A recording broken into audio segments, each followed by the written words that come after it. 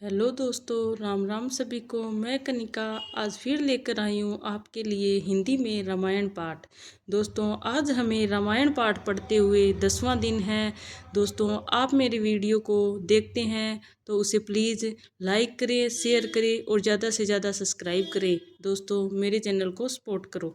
आइए अब हम पढ़ते हैं रामायण कथा।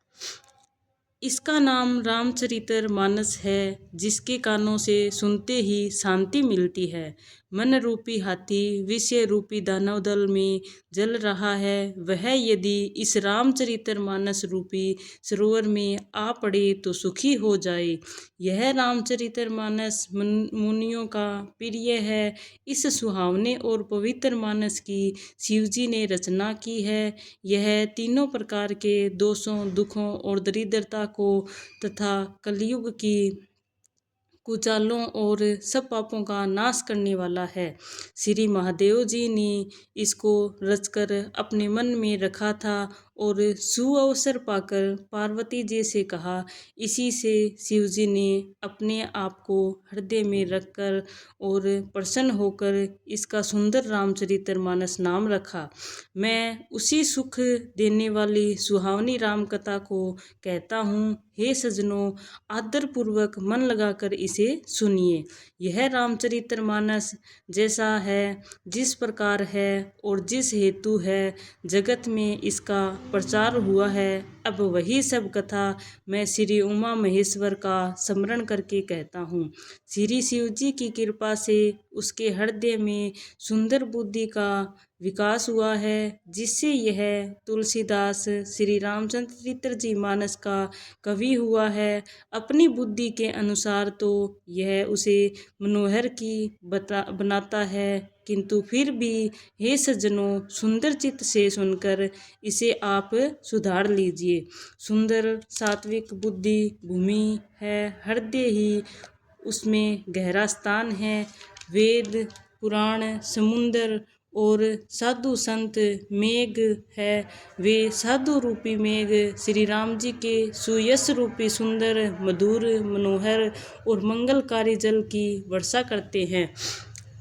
सगुण लीला का जो विस्तार से वर्णन करते हैं, वही राम सुयश रूपी जल की निर्मलता है, जो मल का नाश करती है। और जिस प्रेमा भक्ति का वर्णन नहीं किया जा सकता, वही इस जल की मधुरता और सुंदरशीलता है।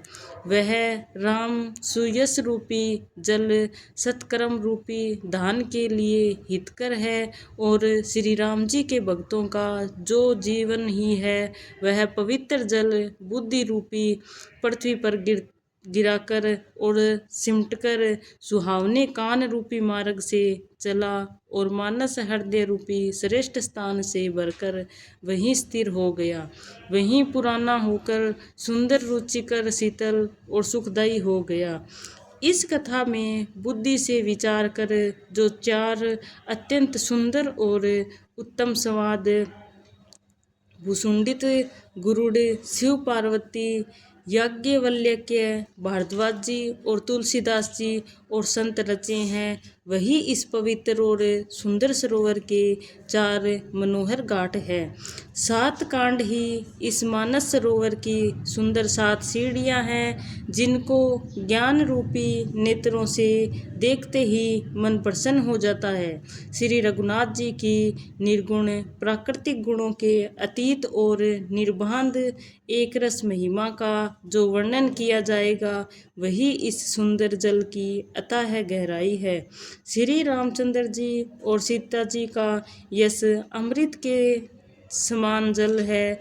इसमें जो उपमाएं दी गई है, वही तरंगों का मनोहर विलास सुंदर चौपाई ही इसमें घनी फैली हुई है और कविता की युक्तियाँ सुंदर मणि मोती उत्पन्न करने वाली सुहावनी सीपियाँ हैं। जो सुंदर छंद सोरठे और दोहे है, वही इसमें बहुरंगी कमलों के समूह सुशोभित है। अनुपम अर्थ, ऊंचे भावों और सुंदर भाषा ही पराग पुष्परज मकरंद पुष्परस और सुगंध है। सत्कर्मों पुण्यों के पुंज भौरों की सुंदर पंक्तियां हैं। ज्ञान वैराग्य और विचार हंस है। कविता की ध्वनि वक्रोक्ति गुण और जाति ही अनेकों प्रकार की मनोहर मछलियां हैं। अर्थ धर्म काम मोक्ष ये चारों ज्ञान विज्ञान का विचार के कहना काव्य के 9 रस जप तप योग और वैराग्य के प्रसंग है। ये सब इस सरोवर के सुंदर जलचर जीव है। सुकृति पुण्यात्मा जनों के साधुओं के और श्री राम जी के गुणों का गान ही विचित्र जल पक्षियों के समान है। संतों की सभा ही इस सरोवर के चारों ओर की अमराई आम की बगीचियां हैं और श्रद्धा वसंत ऋतु के समान कही गई है। नाना प्रकार के भक्ति का निरूपण और क्षमा दया और दम इंद्रिय निग्रह लताओं के मंडप मन का निग्रह यम अहिंसा सत्य असत्य ब्रह्मचर्य और अपरिग्रह नियम सोच संतोष तप स्वाध्याय और ईश्वर पाणिनिधान ही उनके फूल है। ज्ञान फल है और श्री हरि के चरणों में प्रेम ही इस ज्ञान रूपी फल का रस है, ऐसा वेदों ने कहा है। इस रामचरितमानस में और भी जो अनेक प्रसंगों की कथाएं हैं वे ही इसमें तोते कोयल आदि रंग बिरंगे पक्षी हैं। कथा में जो रोमांच होता है वही वाटिका बाग और वन है। जो सुख